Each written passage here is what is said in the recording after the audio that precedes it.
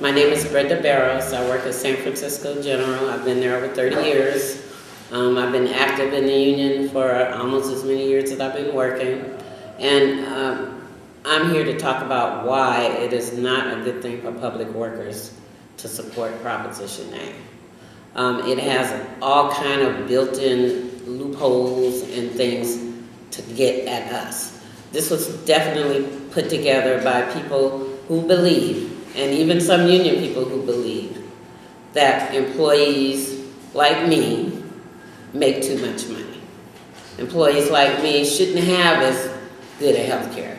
They believe that, we should be bought down so that the profit margin can rise in private industry and in public industry. Because if you look around at city government in San Francisco now, they're trying to run themselves like a corporation.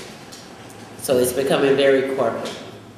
And the effect of that is that the same things that they do to the workers in the private industry, now they're starting to do to the workers in the public industry.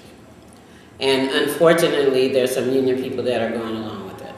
And that's the part that's most offensive to me, is the fact that unions would do it. I have a fundamental belief that unions should never support any legislation or anything that could have a negative impact on their membership. Many of these union leaders that are out here now, they're more interested in the outside entities that they're dealing with, and they've forgotten what their fundamental function is to protect us, protect the workers. That's their job, is to protect the workers, to make sure that they have their benefits and to maintain their benefits and to fight to improve their benefits. Now, Prop A is gonna hurt working young women with children. There are a lot of single parents who work for the city, and they don't have a second income to rely on. And a lot of them don't make $100,000. And even within our union, the people that support it, there are people that make over $100,000. Now, to them, it's not a big issue. But I've never just thought about my group of people. I always think about the lowest paid people. The people that are making $23,000 a year, and that's all they get, or $30,000 or $40,000. With Prop C, they got screwed royally. I bet most of the public doesn't even know that when they voted for Prop C, they permanently put the lowest paid workers to pay in their pensions, while they put in a loophole that people who make over a certain amount, the $100,000 and up group, if the economy gets good, they can stop paying. But the lower paid workers can never stop paying. They will always be paying. And that is unfair. And that really needs to be fixed. Probably is going to take another measure. I doubt if the unions and the city would put it on, because they're the ones who put it together in the first place. So I don't know how we fix that, but there's all these unfair things that are happening. Prop A has a thing where it's politicizing our health care, and that is never a good thing, to bring in politics into things like health care and pensions. The Board of Supervisors should have nothing to say about our pensions. They should have nothing to say about our health care, and neither should the mayor. He can bargain with us about it, and we can talk about what we can pay more or pay less or however we do, but to put it on the ballot, everything on the ballot, our pensions on the ballot. We used to bargain that. Now the health care, they want to take that out of our hands. So, the point is, what can we bargain for? I mean, those are the main things that any employer and employee bargain for, is health care and pensions. And so they don't want to do it anymore, because we have been doing pretty well. We have been bargaining pretty well. Are we overpaid? Absolutely not. I mean, after Prop C, I've seen too many of my coworkers where they've lost a lot. They've lost their home. They've had to move. People have to move in with their parents, grown people on their own. I mean, and this affects people's pride. It affects their attitude toward their work. And that can't be tolerated. So I'm asking all union members out there. The unions and the Labor Council are for this. They voted to support this. And that is outrageous. But the workers, they can stand up. They cannot blindly follow as we have been. That's how workers have been getting screwed all these years. you know, the union sends you a paper in the mail. You don't even look at it. You never read what it is. You just vote for it. Mm-hmm. So this year, we're asking people not to do that. We're asking you to read it and really pay attention and make a decision. If you're a worker out there, whether you're private, public, it doesn't matter. If you're a worker out there, do you want to screw other workers? Because if you vote for A, that's what you're doing. And so the other thing is, I honestly hope that, you know, the public, the working women and children and the families all join together to vote no on A. And we plan to hit the streets. I'm a political chair for 1021.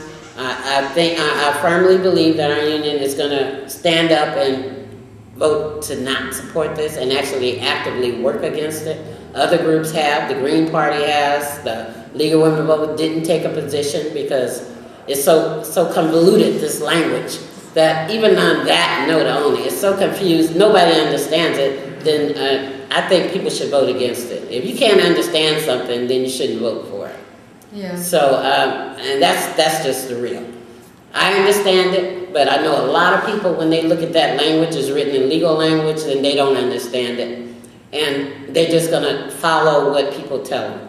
So, you know, I hope you reconsider and do not vote. And even if your union endorsed it, you as an individual have a right to just say no. So we're saying say no to A. No matter what your union sends you in the mail, take it from us, the employees that it's going to affect, that they say they're trying to help. And we're telling you that it's not going to help us, that it's going to hurt us. And so as fellow workers in solidarity, we're asking that you vote no on A. My name is Kay Walker, and I worked for the city for many years as a social worker. And I was prior Vice President of SEIU 10-1 West Bay Retirees Chapter. And I started with the labor movement in 1971, went on strike in 72, 74, was president of the HSA chapter and negotiator. I know I've had a lot of experience with what the city and county has done and how the unions have reacted over the years. In the last decade, there has been a huge concentrated attack on public sector workers, and it's actually part of the right-wing agenda to do this. And in terms of San Francisco, workers have had a lot taken away through negotiations, and then the city has decided also to do this with charter amendments. And this Prop C was when they first started really hitting retirees as well, and we had no one to defend us. And they went after one of our cost of living increases. We have two, so that we probably won't get it, you know, till most of us are in a nursing home, if that, because of the mechanism that they used. It's called, it's a way of, if you know anything about accounting, it's a way of, this under GASP rules of making sure that a fund is fully funded like your checkbook before they will give you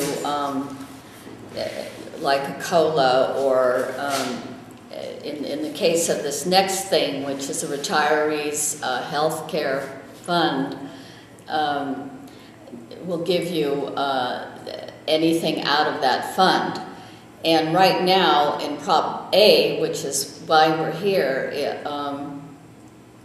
they have decided that the Board of Supervisors, headed by Farrell, who's quite, is a conservative on the board, took Ellsburn's place in that sense, and is supported by Downtown Chamber of Commerce, all kinds of organizations that have to do with the business sector and corporate sector in San Francisco, put on the ballot this Prop A, which locks up retirees' health care money, our fund, until 2043.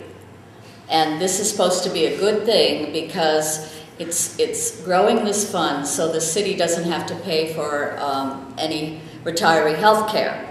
Okay, but what they've done is they put into this legislation ways to get at the money, and that is through the Board of Supervisors and the mayor. Right now, none of that apparatus is part of the trust fund.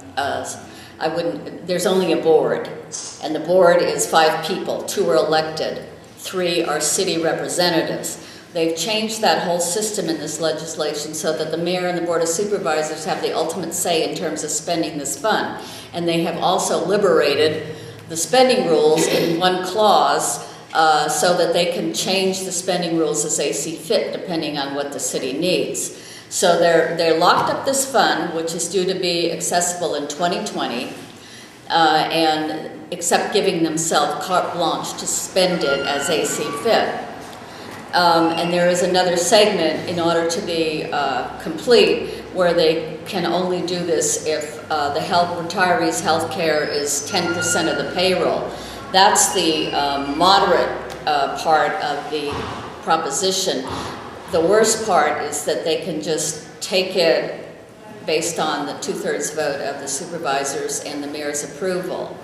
Meanwhile, they changed the composition of the board so that it's not representatives of the city, it's actually the actual controller, the treasurer, and the executive director of the retirees' pension fund. So the city is totally entrenched now in this legislation. Meanwhile, we don't know when they'll spend it. The workers, the beneficiaries, the public has no control over this. And so if they decide that maybe they want to buy, they want to put up the Warriors stadium and spend money on, create a bond and spend a lot of money on that, they can defray the costs from the health care and take the savings and use it for these downtown projects. I don't see, and none of this in the legislation goes toward helping workers or retirees. I mean, it's not going to lower the premiums of the retirees. It's giving the retirees nothing, except that the fund will grow and the city can take it as they see fit. However, if they spend it down, also in the legislation is this little clause that they can call in when they see fit the unions and increase the contributions that the workers make toward this fund. Right now, they're paying 2% of their wages, and the city is paying 1%. So you would have this very lopsided thing of hardly any representation, but even at this point, the workers are paying. They should be, the owners, they're paying for it, and there's a 2-tiered system that was set up in 2008. The unions went for that. Bob Muscat and these people in 2008 designed this, so anybody that was hired after 2009 would be paying for this fund. In 2016, the workers that are still there from before 2009 would also be paying it at 1%, and the city 1%. So the ratio stays the same. So just to be clear, the 2 things they're doing is they're changing the governance so that the Board of Supervisors, mayor, and even the board itself is in control and represents the city, and they have rules that they've set up something in the legislation so they can change the spending rules, and then should the fund be spent down, they can call in the unions and not even negotiate. And it doesn't say that they can order them to give more money, but it doesn't say there will be no negotiations. It's very vague. So, and totally in tune with the last decade of what they have been doing to public sector workers and retirees. It's been one thing after another, and this is just the latest. For themselves, because right now, all retiree health care comes from the general fund. So if they use this fund,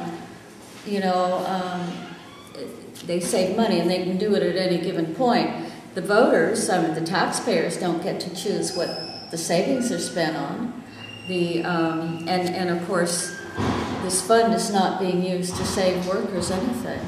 You know, like lowering the premiums, which go up every year, every single year. It just ceased to this, but Paul Kelly put those, a series of propositions on the ballot that took away, that decimated civil service, and which was a precursor to Josie Mooney's trade-off.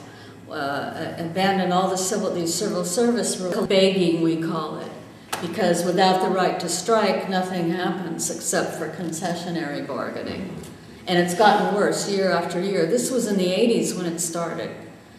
And it was like there was a lull for a long time. The crisis hit here in the 90s. That's when the unions started climbing all over themselves to get in bed with management. And these wonderful, committees began of, the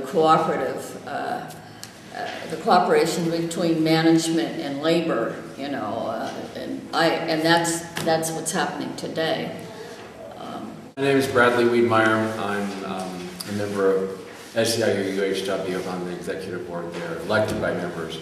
But, you look at California, the wealthiest state in the country, and we're last by design in education support and support for Medi-Cal, our Medicaid system. We're the last in compensating and supporting that system. And it's not an accident. It didn't happen by accident. The Democrats now have a veto-proof majority. They have all the state offices. It's a conscious plan to starve working people and put forward the privatization. And unfortunately, look at the city election, this November 5th election. I'd like to know, I have a question, maybe you can answer it. Were there any unions on the Labor Council that were opposing this? Hopefully. Yeah, the vote ended up, and it wasn't like individual unions, but of the people there were like 40 some odd people that voted for it, and there was like 17 that voted against it. Like everybody in the Postal Workers Union voted against it, and there were some other unions like the custodians that surprised me, Cool. But I think a lot of these union leaders, they've been in the Labor Council so long that the Labor Council has become, this a cult. All one group and cult-like, and you must follow, right. And if you buck them, because the beginning, this is the first time with this Proposition A that I've heard, since I've been going to the Labor Council, real debate on the floor. I've never seen it until just now. So that means some of these other unions are starting to stand up too. SEIU is still fighting. We're still fighting. They haven't endorsed it. We They haven't endorsed, yes, they are still fighting. And, it seems to be pretty evenly divided. So maybe in spite of the fact that SEIU is treated like a major stepchild in the labor movement in San Francisco, and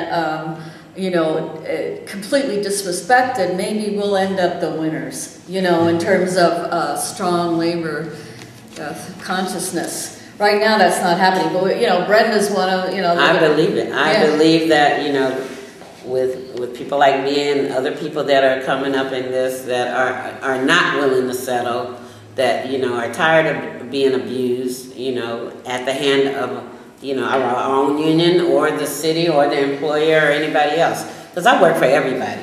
People have seen me out there all over San Francisco working for, issues that I really care about. Fairness is a huge issue for me. And to me, A is not fair. C was not fair. The fact that, young working parents in San Francisco can't get daycare is not fair. There are a lot of things in San Francisco that just aren't fair. The Alliance for Jobs, which is a front group for the Committee on Jobs, and there's the state version, but there's also the city version. And the Alliance is basically a front organization for the Chamber of Commerce in San Francisco. It draws in its conservative union leaders who have given up on fighting for rank and file members and are making peace and making agreements with the city going forward, blaming public sector workers for the recession and the downturn in some of the different industries like the construction industry. But you look at this election, there's important seats that are up and there's like no opposition to the candidates. It's like an Eastern European one-party state of the billionaires. It's the billionaires' party. You know, the assessor is an incredibly important position, and it's the mechanism by which the machine maintains its gravy train, its system of, they reward their supporters and their backers by putting off reassessment of their property. I mean, it's just an incredibly important job. And Labor's not putting forward an alternative to the downtown machine business interest candidate who, I mean, in SEIU UHW, Carmen Chu is running for the assessor. She refused to vote against premium increases for home care. For, you know, I mean, she just told, right to our face, you don't pay enough. You know, that you can pay more. When, you know, the home care was being cut, our union represents public sector home care, home health workers, and also private hospitals. We used to be together with the public sector hospitals, and we were chopped up a little bit, unfortunately. Right. Maybe someday we can re-establish some kind of strong relationship there. But right now, our union has moved the Alliance for Jobs and Sustainable Growth into the building so they can campaign in this election for Carmen Chu and her Board of Supervisor person that has filled the seat for her aide, Katie Tang, and these other mainstream Democrats out of our office, even though she, was completely hostile to the members. It's incredible. The union political department, under the direction of the president, did that without consulting one member. Not one member or leader was consulted.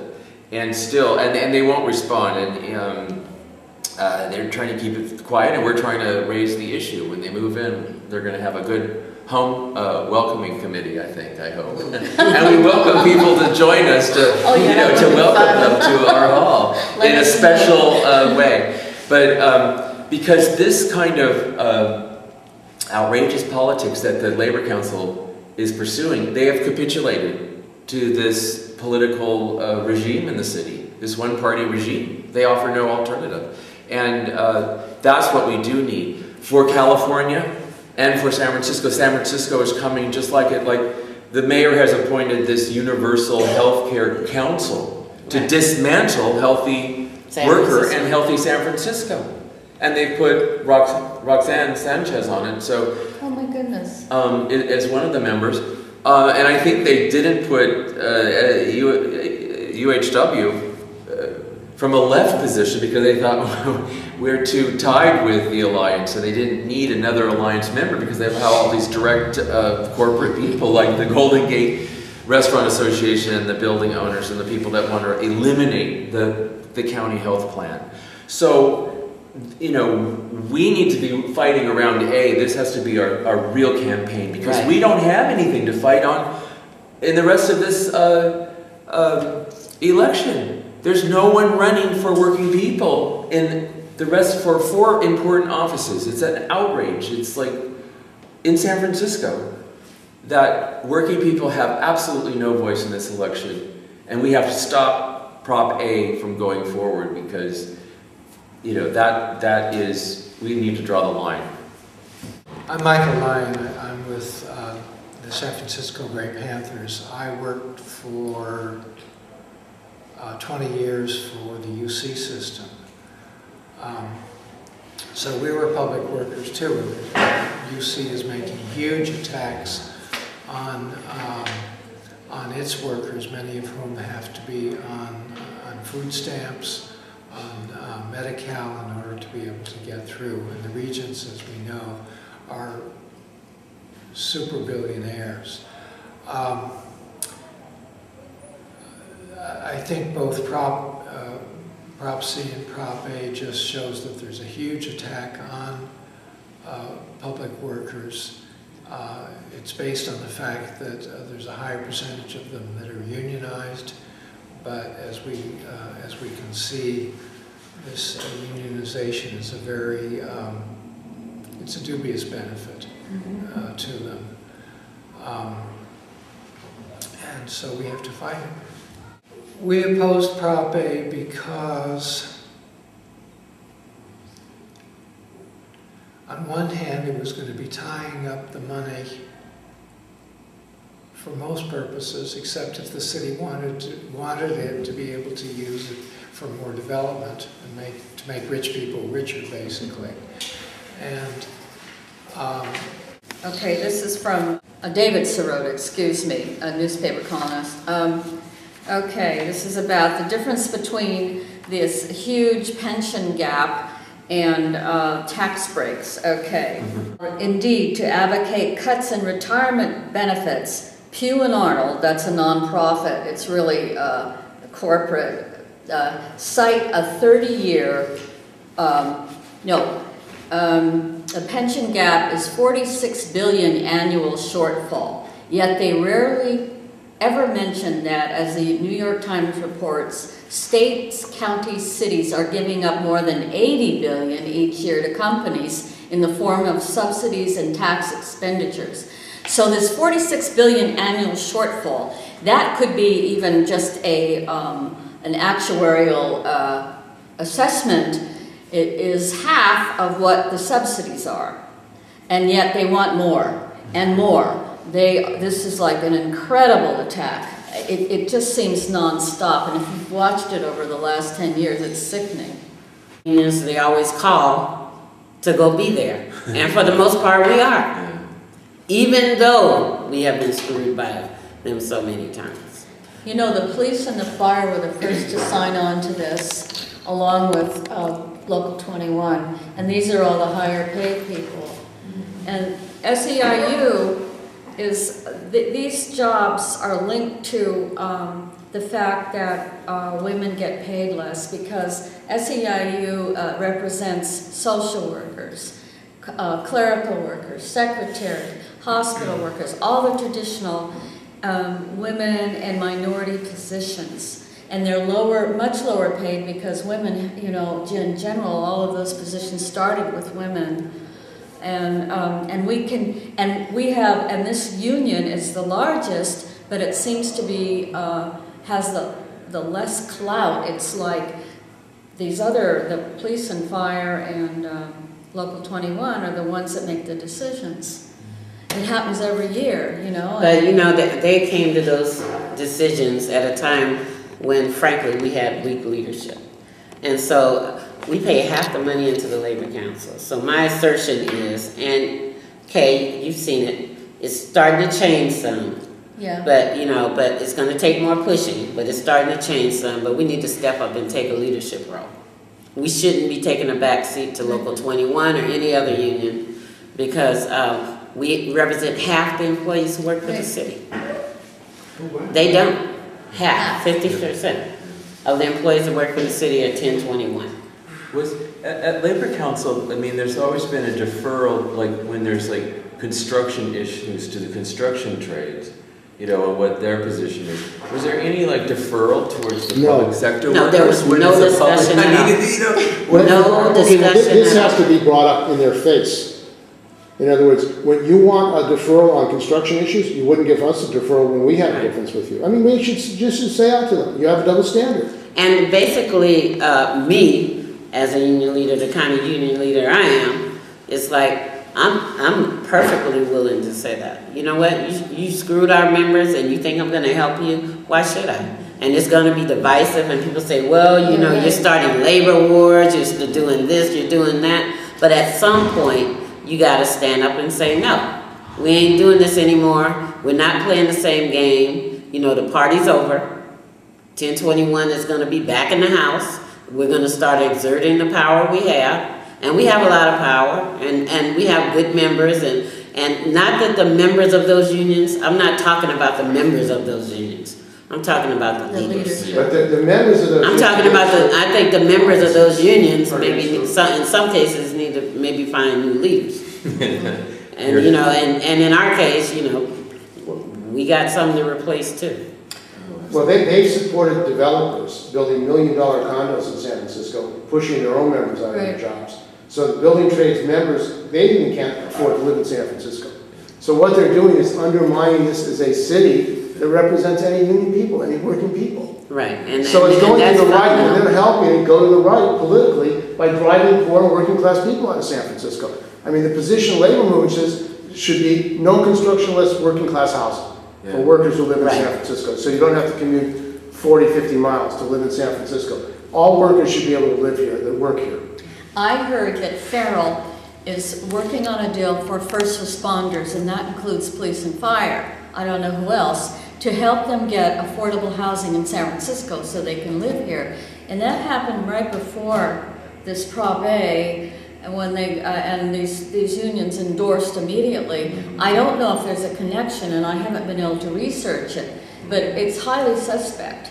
You know, I mean, I think it's a good idea, but it should be for all city workers, not just the police and fire. And who is Supervisor, and he's, you know, from his positions, by the way, before he was a supervisor, were like he was an attorney for like downtown for a banking institution, and he worked with .com. You know, he's had only private sector and very highly placed positions.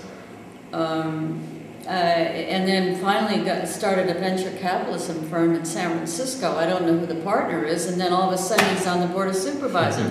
Attorney for corporate America, and from that to supervisor, and then all of a sudden he's got this wonderful proposition that will benefit retirees. It's a joke, you know. It's pathetic. But Hamlin was going to make sure C was fair. But, you know, I guess they call it fair when people who make $40,000 pay forever and people who make $100,000 who are the Bob Muscat-like people, Right. they stop paying when the economy gets good.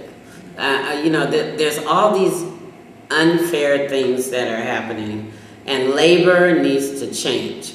You know, I know I think Bob Casey and somebody from the trades is supposed to be having some up in Betrayal Hill talking about the state of unions, right?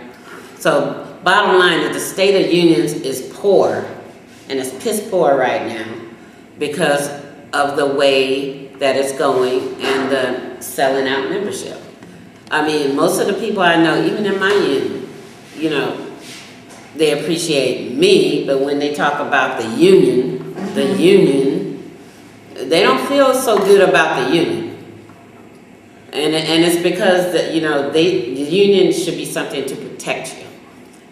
The purpose of unions, the reason they were formed was to protect workers from, you know, safe working conditions, having a livable wage, making sure you could get health care, making sure that your work environment was harassment and bully free. All those kind of things is what unions should be working on.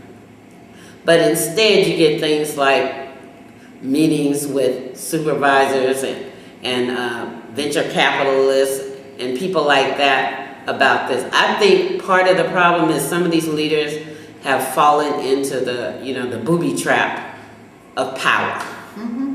They are more interested in the power, being in the power group. They don't want to be out in the out crowd in the power group. And that's become the most important thing. You know, they'll step up here and there and do things, but if you look at most of the things that are happening in the movement, you know, the union movement, because I know people in the trades and they're not happy either. You know what I mean? Their leaders are making these decisions, but a lot of them, you know, they don't necessarily go along with it. But a lot of the union members have been beaten down so bad, they feel like they just give up. They're going to do what they're going to do, so, you know, ain't nothing we can do about it, so we'll just let it happen.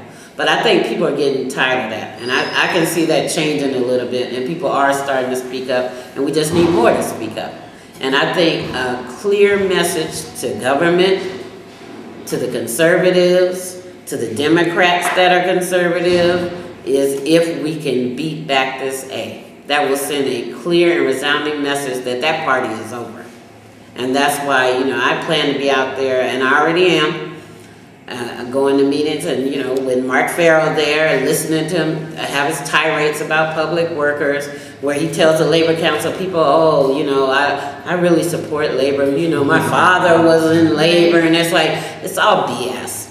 You know what I mean? But when he gets with the public, when they're not around, that's not how he sounds. And that's not what he's saying. He's blaming, you know, the same people that, you know, are smoozing with him. You know, he's talking crap about them behind their back, is what he's doing. And they need to wake up too and realize that, and not, you know, be so gullible. I think, you know, many of them in many ways, they're really gullible. Some of them have political aspirations. I mean, Bob Muscat, you know, after Prop C, guess what? Now he has a seat on a commission. The mayor put him on a commission. Which one? It's one of the commissions. He's on a commission. Somebody in his union told me that he got a union commission seat. And they see that as a conflict of interest, because that means you're in the mayor's pocket. Right. So who are you representing, the mayor, or are you representing your membership? Right. So, you know, there's all these kind of things going on in the labor movement. That's why the labor movement is having problems. Because it's not united. Because you have these factions going out doing this stuff that's anti-worker. And then you have the people that are trying to keep fighting for it.